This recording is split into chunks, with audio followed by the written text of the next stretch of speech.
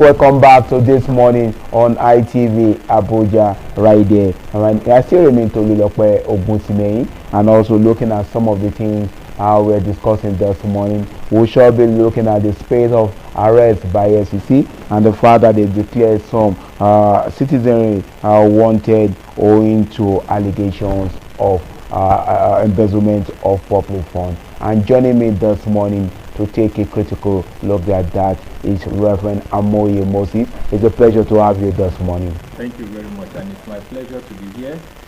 Thank you for having me to be a part of this discussion this morning. Thank you. Okay, let's hit the ground running because we don't have much time to dilly-dally. And one major thing that's been cropping up is the fact that there seems to be a newfound confidence by the Economic and Financial Crime Commission on issues that has to do that borders on corruption.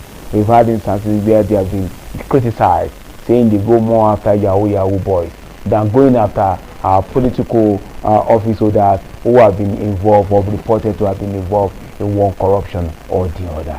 What do you make of this? I think it's something to welcome with open arms and all cheers and putting for the EFCC for this newfound confidence. Many of us may not be able to say this is where it's coming from, but it's a really, really welcome development, and I want to really encourage them to keep up the pace and not to allow anybody to scour them into obscurity as it almost happened in the past, but to be able to focus on salvaging whatsoever is left of the soul of Nigeria. It is a very welcome development, and I pray that the new chairman or the current chairman and others within his cabinet that are working at this, that they shouldn't give up the fight, not yet, not now. We are wishing them well, praying that they succeed, and believing that each of the cases that they bring before any of the courts in Nigeria going forward will receive the attention it requires, the speed it deserves, so that we can continue to support its efforts going forward. There are some of the reports that EFCC at times they pull themselves in a place as if they are destined to fail. In some of the cases, we've had instances where they come out, so many people is being reported to have embezzled so amount of money. We are going to court. At the end of the day, most of those people have been set free. Yeah. And it's a source of worry for so many people. What do you make of this? I don't believe that the failure of EFCC to secure convictions should be our problem now. For we all know the state within which we serve, within which we live, and we know the fact that a lot of the things that happens beats what we probably would have insinuated. The laws for those that are within those that are servants of the law will tell you that it's not as clear cut as you might have assumed that it is. So I don't believe that they failing or many of their cases should be a problem for us now. It's the fact that they can drag these guys to a court. I think for me that is the success. That they are able to drag these persons to the court, that the person can stand within the box, the accused box, and be able to answer questions should be one of the first successes that we should appreciate the EFCC for. This is something that had not existed in a very long time going to the past, and that's why corruption has continued to find footing. Now that they have been able to come to this point where you can drag these guys to court, I think that's where the next point to come up. The next point to be how do we secure convictions? That is to gather enough evidence that any court that these cases come before will not be able to throw it out just on any whim, but to now make a very solid case that will now win the day. And I can assure you that that is no mean feat. These guys are smart. These criminals, sorry to use that, these criminals are smart. They are not plying their trade in such a way that you can just nail them any day. They know exactly what they're doing. Those that are working with them, because I don't believe that any politician have access to our public covers of funds except through the public servants, civil servants, and they are smart. They cover their tracks. They do everything that they can in their power to ensure that they don't get into the bad side of the light. So you must be aware of this. So EFCC have a lot of work going forward, but I applaud them. I am part of those that are cheer. Every time they say they feel the case, I say, but the man got to court. So that's a plus from my side. That's me. I don't know.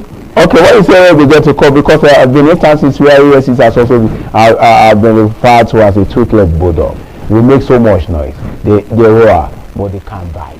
And with that, probably you can understand where some people are coming from. when it comes to the fact that they fail to get conviction in some instances. We had cases where people get away scot-free or with a pass on the hand, and that is not what so many Nigerians. But in the last few days, let me put it this way: we've heard the EFCC chairman singing melodiously, talking about how he wants to get Yaya Bello convicted, and now effort they are making to be able to bring him to book and stuff like that. And recently we also had the case of the former aviation minister Hades Reka also being arrested by the EFCC. Does this time pose good things to come?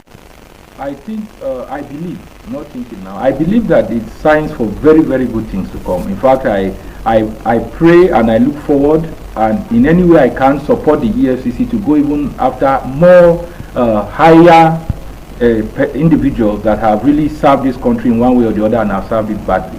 I look forward to a time when I will hear that the EFCC have brought a president of the federal, a former president of the Federal Republic before a court. Can we ever get to that? I pray it happens in my lifetime, like I always say, in my lifetime. I pray it happens that EFCC gets up to that point. Now, for the fact that they are toothless, so that's your words, that's not mine. I'm just repeating it, chorusing it. I don't believe they are. Because if they were, the politicians would not be afraid of them. Sorry. Yeah.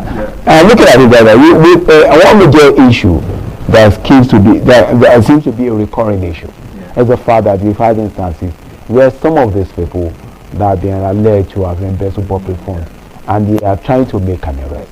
We've had instances where those people have been able to raise some poor crowds to fight against the SEC. An arm of government. What do you think of this?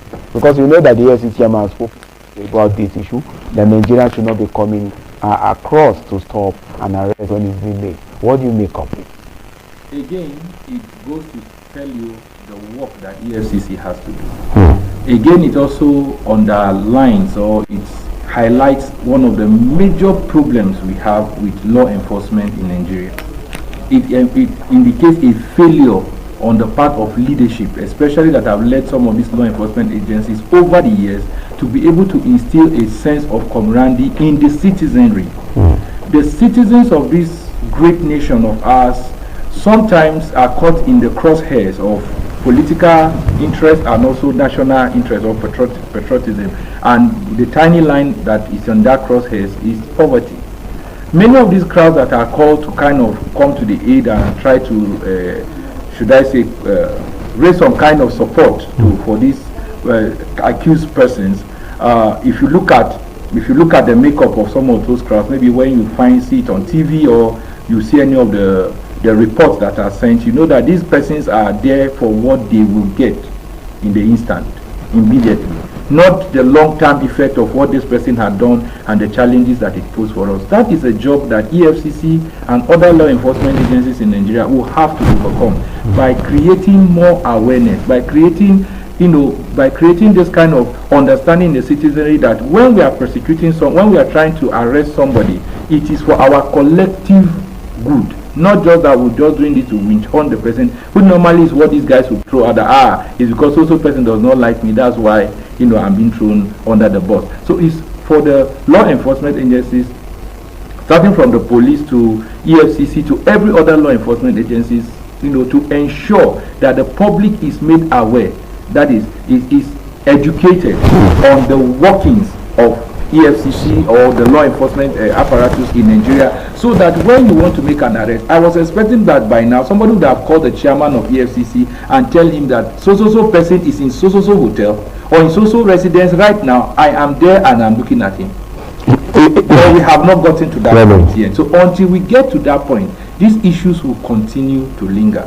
These persons that are able to, scour out, gather some of our public funds and make them their private loot, will now use that same money to kind of get these guys together, maybe give a few naira to them and have them defend their cause, whether they are right or wrong. And that is just the reality. Why do you think Yaya Bello has been trying so much to escape arrest? I don't know. Maybe when you find him, you can ask him. But I can assume and say,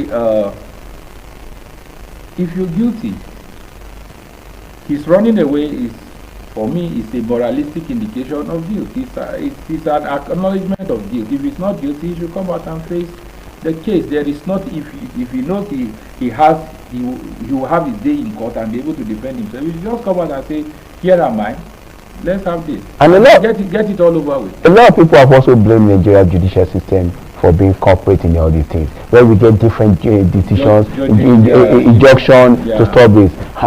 What do you think of this? Again, that is that's like another indicator of how bad things are. Yes, the legal system, like any other system, can be used and abused, depending on who you meet or who you act. Yeah, exactly. And the fact is, as long as our system remains like this, the judiciary will always have to deal with this. But I think a day should come when we will tell ourselves, and as a nation, and say, come, we can't continue like this. If there is a case somebody needs to answer, let him go and answer that case. These, injunctions and counter injunctions and I don't know the. You get one in those states, you get another one in Abuja, and they're countering each other. It has to stop. Yeah. It has to stop. It is heating up the system and it's not allowing the system to work. I don't know the full details of it, I must admit, but I am sure that there should be a way around this. If somebody has a date in court, he should be in court and he should face this matter. If he has any reason, let him present himself first, let him get bail, let him do whatsoever, but let him have that first. Let the arrest be done, or let the invitation, as they would like to call it, let the invitation be done. Let him honor the invitation by the law enforcement agencies. Let him have his day in court. Let him be set on bail, but let this injunction, stopping and starting, let it stop. It is the reason why a lot of citizens do not want to involve themselves in any of these things that law enforcement are doing, because you support an administration to get somebody up to, get somebody to court, and then you hear there's this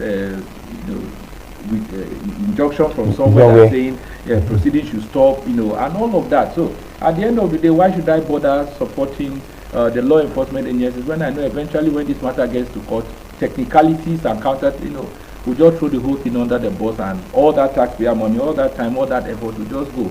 So I think the judiciary, especially now they're talking about this fight against corruption in Nigeria, really needs to find a way of intervening on this. Let it be that you can only have one. If you've gotten this one, there is no other, loopholes to cover. I think that's something that the judiciary and the law enforcement apparatus in Nigeria, including the judiciary, should look in a way of trying to make sure that our laws are not tampered with by any just person. Yes, the system will be used and abused, but not the way we are going. It's making it too cumbersome, it's making it too complicated, and it's making it too difficult to fly around. So many people have also accused EFCC of the razzmatazz that's always purporting their arrest, invitation to institutions and society citizens to them, and that at the end of the day ends up to be more of a showbiz without really getting it. Do you think there is a better way for them to have gone? In fact, that's one of the things I wanted to bring up, even if you did not bring it up. The EFCC as a law enforcement agency in Nigeria should avoid the press before their cases. Because it's, sorry to use this example, but I have to clarify this point. It is like the police going to a scene of a crime and blaring their siren while the criminals are still there. You're telling these guys we're on our way, either take cover or face us. Now, that is not a good way to go about it, especially in the case of EFCs. We're talking about economic and financial crimes. The moment you come on screen and you begin to tell people, we want to arrest this person, you're already telling the person and whoever is his supporters or his sympathizers to prepare, do whatsoever you want to do. And in most cases, it ends up badly for the EFCC, because by the time these things keep lingering and the rest of them, it does not throw all of us in a good light. So I want to encourage that if you want to arrest somebody, get your information, get your evidences, get everything you need, get to the court and get an injunction. Until that point, don't say anything until you have successfully apprehended the person, arrested the person, or if possible, the person have honored your invitation to come have a discussion with the EFCC. At that point, you can now come on screen and say we have arrested so and so person. But before then, the moment you begin to announce that we are coming, there's we've secured something, to be able to arrest this person. You're just creating problem for yourself. And in Nigeria, normally those persons will just take cover. Exactly. So much really happening that the guy right there talking about the implication of the spirit of arrest by EFCC right there. Looking at the fact that the former education minister, Hadris has also been arrested by EFCC. A lot of people are saying it's a welcome development. So many people have accused him of the failed airline that never get to see the light of the day. But looking at it right now, when we get information of this magnitude and see some of the crimes that we committed, but though, like we always say, until evidence are being brought before the court, before a decision can be taken. Most times we get to see opinion poll rising over one particular issue, and we don't get to see the light of the day. If peradventure EFCC did not get a conviction on the Hadris issue, would that not send wrong signals across the length and breadth of this country? That is just nothing's going to happen, like we've always experienced. How can they be careful that you have this entity? We talked about the fact that they should put together their case before even going public with it. How do we avoid the recurrence of this? Avoiding the recurrence of this will now go back to the processes by which EFCC are able to put their cases together and then get this person in front of the judge. And that I cannot dictate to them. Yes. That I can only suggest and advise when the opportunity does present itself. But for now, I can't dictate to them what they should do. But the fact is, all hands must be on deck in order not to have a repeat of this. We must come to a point that any person that is being invited by the EFCC and is being arraigned in a court, he knows that there is enough evidence to, if you're talking of jail, you're talking of whatsoever punishments will be meted, is going to happen to him, and there is no amount of lawyers he's going to get, and there's no amount of judges no amount of lawyers he's going to get, or no amount of money he's going to put in behind it that will get him out of it. I think that is what the EFCC should be working towards right now on this case of Hadris. We know what has happened. We know how terrible it painted us. It was for lack of a better word, it is a national embarrassment. If it did not embarrass you, it embarrassed me, because I think I watched on TV everywhere. Everything, on radio, newspaper, everything. It's just funny and terrible. So we must ensure that this case, that the EFCC has to ensure that this case comes in as a win for me. And the more she's able to win, the more she builds confidence in all of us to continue to support its effort. And I really, really look forward to it that EFCC should not leave any stone unturned, should cross all its T's and dot all its I's to ensure that it's going to get a conviction. No matter how good the lawyer that the Hadris will get, no matter how good all the sons is going to put together, that they can't break that case. I can't emphasize this enough. Not just this case, but every other case. EFCC must be able to win at most, let me just say, every time, in order to continue to maintain the confidence that Nigeria has in her. It cannot be overstated or understated.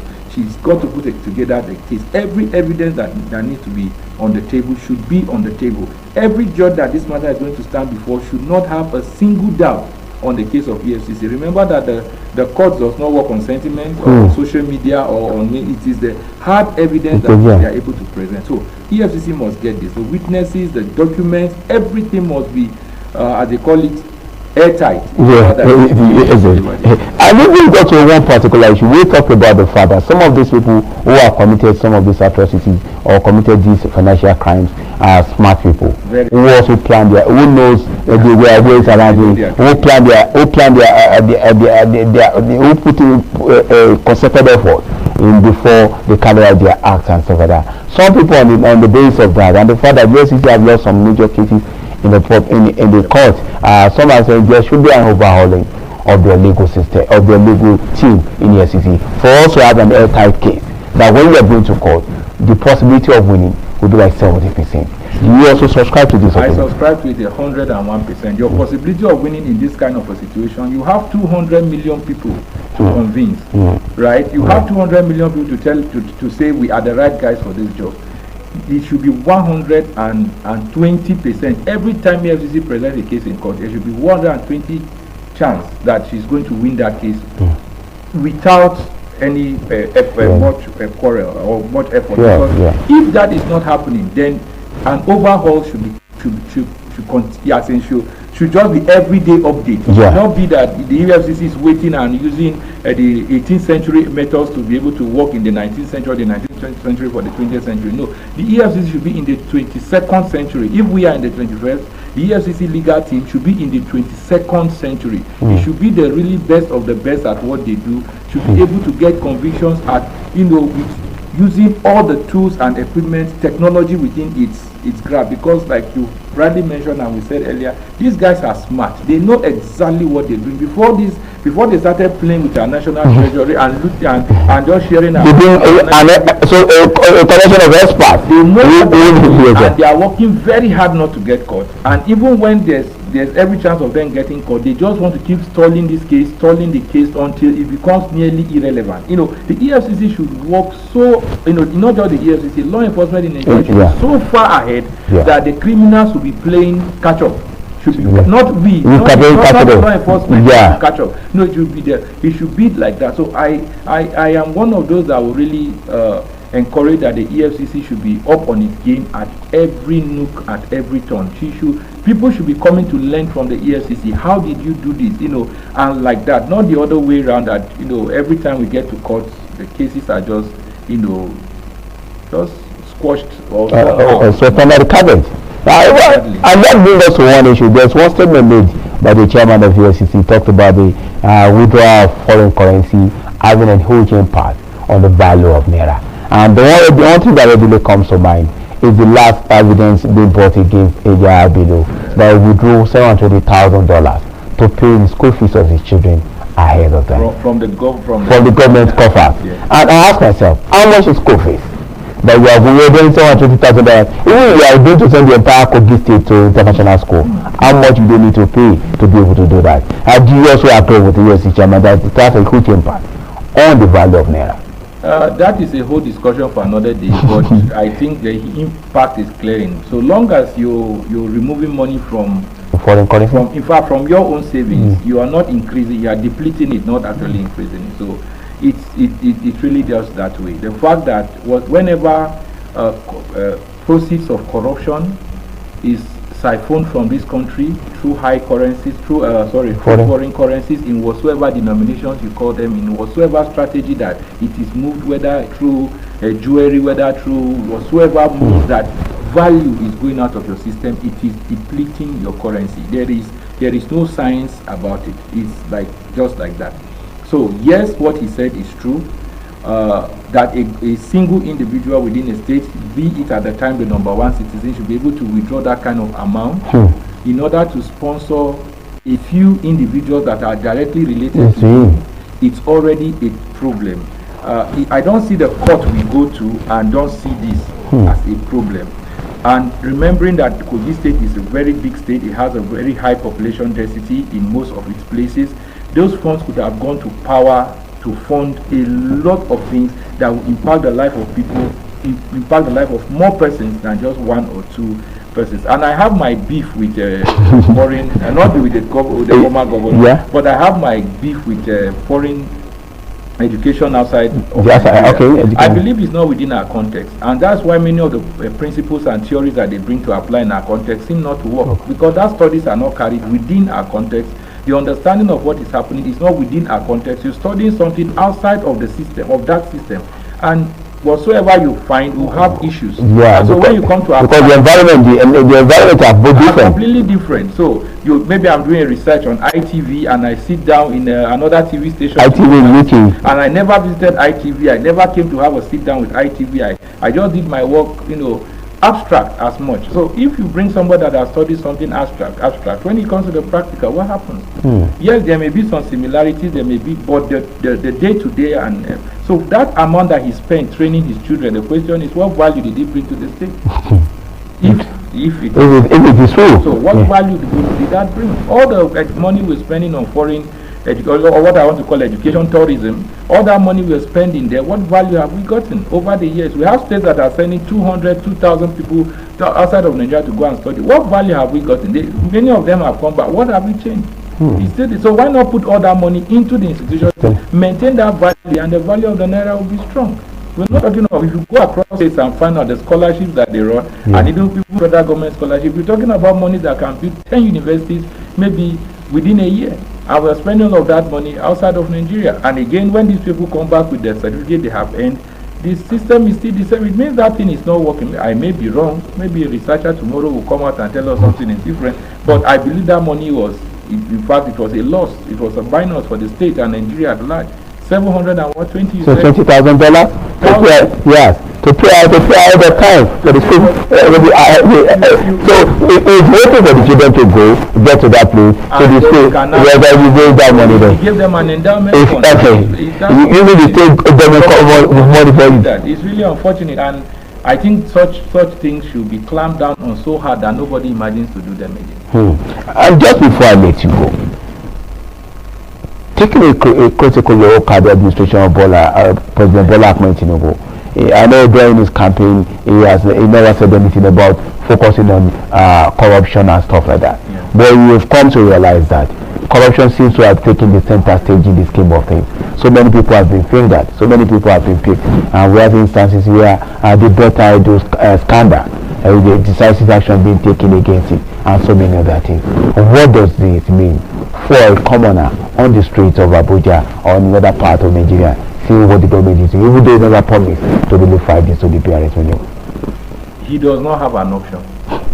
But it also means that individuals like me can say, well done, sir, when his tenure is finally done. I would write him a letter and appreciate what he's done for the country. It means that he's able to garner our support to say, you really did this and we appreciate it. And the sands of time will not forget him for ensuring that this happens. Remembering that our system, the way it is, sorry to use this word, configured or formatted, is such a situation whereby so long as the presidency or the executive, whether state, local or federal, give a nod, the law enforcement agents know what they should do. But now, how many times do they get the nod to go ahead with what they want to do? And nobody would have thought that the presidency would have been required to go against somebody who is a staunch member of this party. And most of the people he has kicked against are members of his party. So I think it's a good thing on his part. Putting politics aside, putting partisan politics aside, to be able to face the reality of things, that these individuals have done things and are doing things that is coming back to haunt all of us.